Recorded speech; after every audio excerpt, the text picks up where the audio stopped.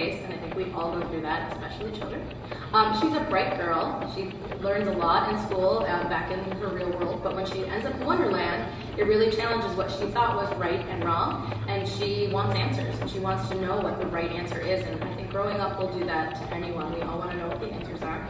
And I think mostly the story is relevant because it's about a child who is growing up, and when we are growing up, we really need to use our imagination to get through a lot of tough times that are presented to us, and Alice does that really well.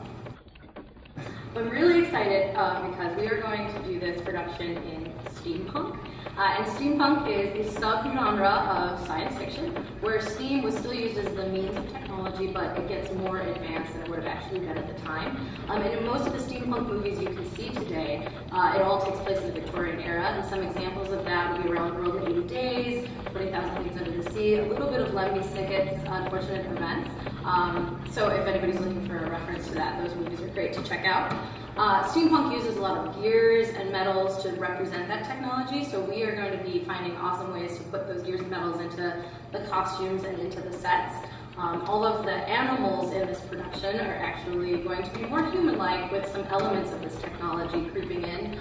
So like the wings of the birds, for example, would be metal to sort of tie together this idea of the steampunk characters with characters from Alice in Wonderland.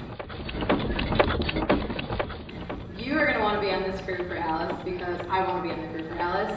Whether you are on costumes, scenic, electric, or props, everybody is going to get to deal with this steampunk element, and even if you're not familiar with it now, by the time you are done with the show, you will know a lot about the genre, and I think it's really going to appeal to this age group. And everybody, all of the design team leaders are just so excited to be working on this show and so excited to be doing steampunk that I think you're going to be in for a real treat. I like to work with actors who are focused. I'm all about having fun. We'll get there, but we have to get there through a very focused rehearsal process. I like actors who will make their own choices, especially at auditions. And lastly, I like actors who are excited about the process and who want to be part of the show. We are together for 6 weeks, so we need to be passionate and excited about what we're doing. Well, I really like this underlying idea of how time is so important in the story and how it connects to us in America. We are so consumed with our daily routines and the time we have or the time we don't have. I also like the story that the message is trying to convey about time being pointless and that it's more about this experience at the present moment that matters. And if we come back to steampunk uses those gears and the clocks, and so it's this great mix of past and present, which is just like Wonderland. So, if this sounds like something you're interested in, please come out and audition for Alice's Adventures in Wonderland. Hope to see you there!